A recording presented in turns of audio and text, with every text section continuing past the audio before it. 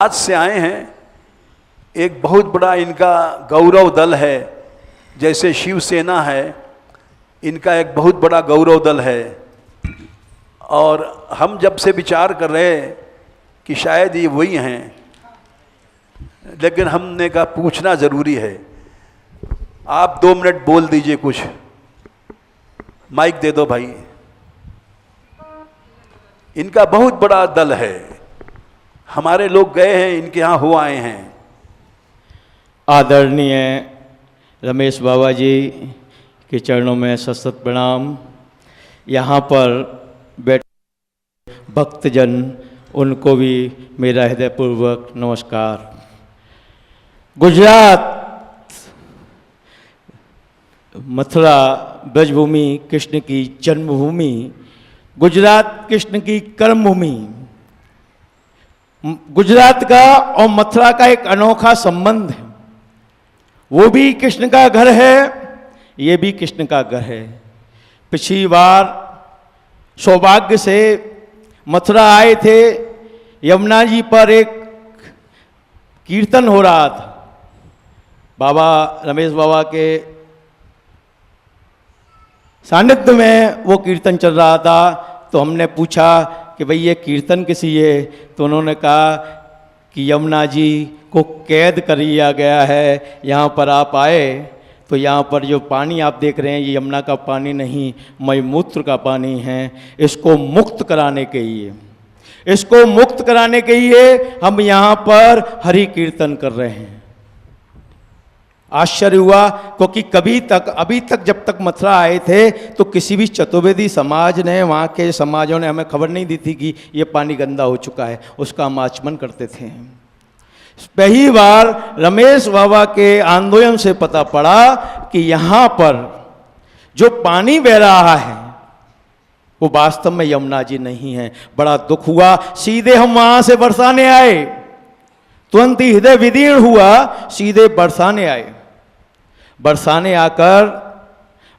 आकर बाबा साहब से मिले, आंदोलन को देखा। बाबा साहब का एक आंदोलन नहीं देखा, एक और आंदोलन जिसको हम वहाँ पर चलाते हैं, गौ की रक्षा के लिए। यहाँ पर आकर 21,000 गायें हमने एक साथ देखी। हृदय हो गया। मैंने कि वास्तव में ब्रज में कोई संत है तो रमेश बाबा है, जो वास्तव में कोई कार्य कर रहा है रमेश बाबा हैं। हमारी धार्मिक संस्था होने के साथ साथ वहाँ पर जिसका नाम लिया गौरव सेना नाम से आध्यात्मिक संगठन काम करता है। इसमें अनेकों योग कार्य करते हैं। हमने तुरंत संकल्प लिया कि बाबा साहब अब इसको आपके अभियान में गुजरात भी जुड़ना चाहता है। अगर आपकी, तो बाबा ने कहा कि कीर्तन का माध्यम चाहिए।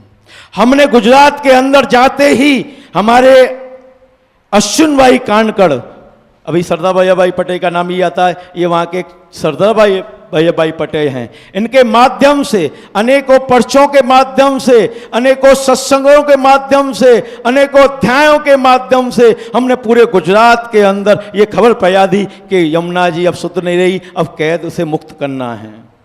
अभी बाबा साहब का एक प्रतिनिधि मंडल अभी कुछ दिन पहले, 2-3 दिन पहले वहाँ होके आए थे। वहाँ पर सभाएँ हुई। हमने वहाँ पर घोषणा की कि हम द्वारकाधीश से विनती करेंगे कि तुम तो यहाँ आके बैठ गए प्रभु जी, आपकी चौथी पटरानी क्या क्या आया, जरा देख के तो आओ कि वहाँ पर वो क्या हो रहा है, उसका हाल उसे देखो। तो हमने तुरंत तय किया कि यमुना द्वारकाधीश को हम रथ में बिठाकर मथुरा आएंगे, यहाँ बरसाना आएंगे। और तय भी कर दिया हमने कि अब हम मथुरा नहीं रुकेंगे, हमारा केंद्र बरसाना होगा। और जितने भी गुजराती वहाँ से आएंगे उन सब का केंद्र बरसाना होगा, क्योंकि यहाँ सच्चा संत बसते हैं। जिस सच्चे संत की वजह से जो आंदोलन चल रहा है, गौ, गाय, गायत्री, गंगा, यमुना, जिसके ये जो प्राण दे, वही सच्चा धर्म है। रामायण भागवत तो पूरी दुनिया जानती है, पर उस पर चल के बताए वही सच्चा धर्म है। वो धर्म हमने यहाँ पर आकर देखा। बंधु, हमने भी देखा कि कुछ लोग जो अपने ही यमुना जी की रखवाली करते हैं, यमुना जी के स्वयं बने हुए हैं, वो लोग कुछ नहीं करते। एक यमुना जी से 50-60 किलोमीटर दूर बैठकर इतना बड़ा अभियान चलाया जाता है। कभी कभी दुख भी होता है कि वो योग क्यों नहीं करते। कभी कभी कह दूं तो बात याद आती है, अरे हमें तो अपनों ने लूटा, हमें तो अपनों ने लूटा, गैरों में कहाँ दम था। अरे हमें अपनों ने लूटा, गैरों में कहाँ दम था। कश्ती वहाँ डूबी यहाँ पानी कम था, यहाँ पानी कम था। अरे तो ये हमारे पास हमारे योग इसमें सहभागी हैं। पता नहीं कब से पानी बंद किया हथनी कुंड पर। ये तो बाबा ना होते तो हमको कुछ पता ही नहीं पड़ता कि ये स्थिति क्या है ब्रज की। जिस ब्रज को हमारे गुजरात के अंदर, जिस ब्रज की भूमि को, जिस ब्रज के मानव को रामकृष्ण के रूप में देखा जाता हो, और वहाँ की स्थिति को देखकर बाबा साहब ने जो वहाँ अभियान चलाया, हमारा मन नहीं मानता। हम रहते गुजरात में जरूर, पर बार बार ये इच्छा करती है कि कैसे कब गंगा यमुना जी शुद्ध हो जाए। उसके लिए अगर हमें जान भी देनी पड़े तो वो भी हम देंगे, इसके लिए हम तैयार। हमारा इतिहास है बाबा साहब का। हम तुरंत आए, अभी आए, फिर आए और आते रहेंगे। और हमने योजना बनाई है, अब गुजरात से जो भी हर मास वहां से एक गाड़ी यहां आएगी हर मास, जो सिर्फ ये आंदोलन चलाएगी कि हमारी यमुना मुक्त करो। और वो गंगा घाट पर नहीं जाएगी, बाबा साहब के पास आएगी, यमुना जी के ये बस भर के आएगी। जो आंदोलन होगा ये हमने निश्चय किया है, और हमने निश्चय कर दिया है। अब हमारा जो धाम है, जो अंतिम धाम है, जो हमारा मुक्ति धाम है, मुक्ति धाम का जो आंदोलन केंद्र है वो बरसाना बनेगा। इसलिए हम अभी भी आए, इच्छा नहीं हुई, बार बार मन ने किया कि नहीं जाएं और जाकर वहाँ पर बात करें। बाबा साहब को मुझे अवगत कराना था कि हमने जो आज आंदोलन शुरू किया है, अनुमति ये नहीं थी कि हम द्वारका से जो रथ ये के आने वाले हैं उसके बारे में बाबा साहब को अवगत कराने। अभी हमारा प्रतिनिधिमंडल यमुना रक्षक दल के बाबा साहब ने नमूकन किए, हमारे अश्विन कानकर जी को ये कि वे वहाँ से चल पड़ा। मैंने अश्विन जी आइए, आंदोलन तो शुरू करना है, पहले ज़रा बाबा साहब से अनुमति ये है कि भाई ये रथ ये कि हम निकल रहे हैं, इसमें हमें क्या क्या करना है, उसके लिए हम आए हैं। और यहाँ पे आकर अभी सीधे यहाँ पहुँचे हैं सत्संग में। या आप योगों के दर्शन में ये हृदय गदगद हो जाता है कि यहाँ वास्तविकता गीता दर्शन जैसे अध्याय से के माध्यम से आपके अंदर जो प्रेरणा, जो चेतना भरी जा रही है वो अनूठी है। ऐसे अगर संत 2-4 अगर हिंदुस्तान में होते तो मैं समझता हूँ कि आज भी राम युग होता, परंतु ऐसा नहीं होता। अभी बाबा साहब ने कहा कि कीर्तन के दम पर हम इस युग को बदल देंगे। हमने भी गुजरात के अंदर अनेकों स्थानों पर कीर्तन की सुंदरकांड की व्यवस्था की है। उसके माध्यम से हम वहाँ पर कीर्तन, वहाँ के महिला मंडलों को जागृत कर रहे हैं, वहाँ के पुरुष मंडलों को जागृत कर रहे हैं। और हम देखते हैं कि कैसे ये यमुना हमारी मुक्त ना हो, ये यमुना हमारी अस्मिता का, हमारी इज्जत का सवाल बन गई है, हमारे अस्तित्व का सवाल बन गई है। हमारा जीना धिक्कार है। अगर हमारे रहते हुए यमुना न मुक्त हो तो हमारा जीना धिक्कार है। बस इतना ही मैं कहूँगा और ज़्यादा तो नहीं कहूँगा।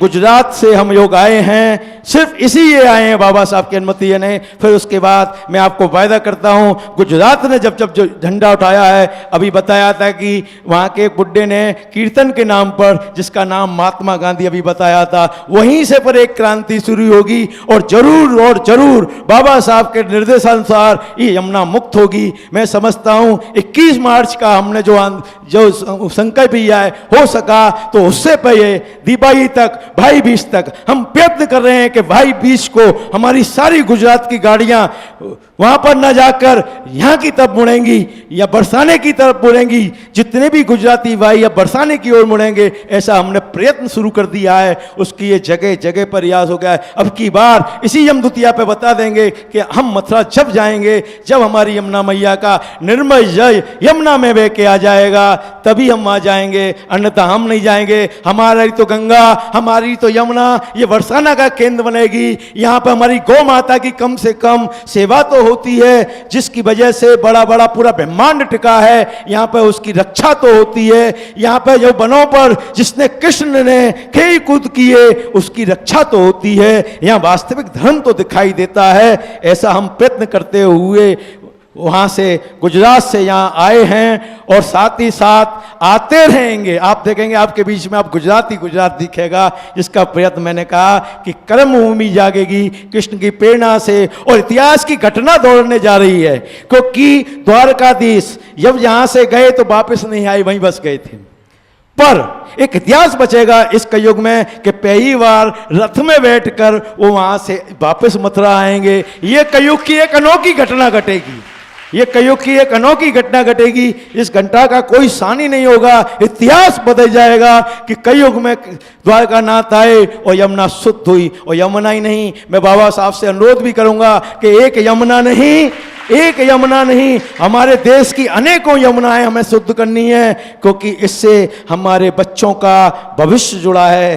कहते ना, जैसा खाओगे अन्न, जैसा पानी पियोगे वैसे बनोगे। आज हमारी श्रद्धा को बिगाड़ दिया गया है। हमें क्या पानी पिया दिया गया? बाबा साहब के पता पड़ने के लिए मईमुत का पानी में हम कैसे हो जाएंगे? जरा विचार तो करो, आज हमारे बच्चे कैसे हो जाएंगे? बड़ा सोच कर हृदय विदीर्ण होता है, बड़ा सोच के हृदय में दुख होता है। पर नहीं, जब भी कोई अन्याय हुआ है सत्य की विजय हुई है। और मैं आपको एक और बात बता दूं, तुलसीदास बाबा ये कह गए हैं कि इस हिंदुस्तान की बस्ती में, इस हिंदुस्तान में 66-67 करोड़ राक्षस बसे हैं, तो 33 करोड़ देवता भी बसे हैं। वो देवत्व जागेगा, 33 करोड़ जागेंगे, यमुना जी मुक्त होकर रहेगी, ऐसा हमारा संकल्प है। और यहाँ पर आप में बैठे 33 करोड़ों को जगाने का प्रयत्न चल रहा है।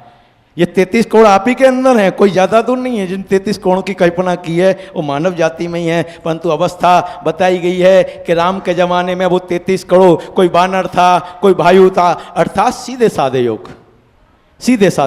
और ये सीधे साधे योग जब जगेंगे तो यमुना महारानी हमारी जागेगी, यमुना हमारी महारानी मुक्त होगी। हमें तो पहले कहा शुद्ध होगी, अब हम शुद्ध नहीं कहते। शुद्ध क्या करना? मुक्त करना, बांध दी गई है। यमुना को कौन गंदा कर सकता है? किसी की ताकत नहीं। अरे ये यमुना तो वो यमुना है, पूरी दुनिया को भगवान ने शुद्ध किया है। करते हैं, पूरा पर्यावरण को शुद्ध भगवान करते हैं। पर जब कृष्ण का जन्म हुआ, 6 में से ये कि वासुदेव जी ऐसे ही गए, उनको शुद्ध किसने किया?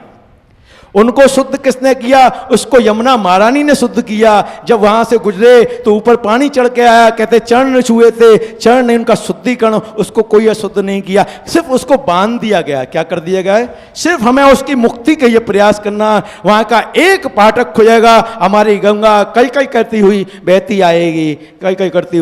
बहती आएगी। इसी आशय के साथ हम आपके बीच पधारे हैं। बाबा साहब की अनुमति लेने आए हैं कि हम जो वहाँ से द्वारकाधीश का रथ एक चढ़ने वाले हैं, उसके बारे में थोड़ी सी गाइडेंस इनके साथ में जाएंगे। और मान मंदिर के यहाँ ये हमारा सेंटर बन गया। अभी हम गुजरातियों का ये एक आदर्श बन गया कि वास्तव में अभी तक खोजते आए थे हम कि भाई कहाँ है वास्तविक ब्रज, कहाँ बचा है? तो देखा कि ब्रज तो बरसाना में मान मंदिर में बच गया है, यहाँ पर मान मंदिर में बच गया है। ऐसा हमारा प्रयास है और इसी प्रयास को आगे बढ़ाते हुए गुजरात की भूमि से हम संकल्प लेते हैं कि आज के बाद हम कभी जब तक बैठेंगे नहीं, सोएंगे तो सही पर ढंग से नहीं सोएंगे। रात को भी सपने हम यमुना महारानी के देखेंगे, कब मुक्त हुई। इसी के साथ मैं आपके पर्चे के साथ हमारे साथ प्रतिनिधिमंडल पधारा है, हम यहाँ पर आए हैं। आशा आपकी भी वही है, आशा हमारी भी वही है। हम चाहेंगे कि हम तुम्हारी आशा, रमेश बाबा जी हमें आदेश करेंगे, हम उस आदेश के अनुसार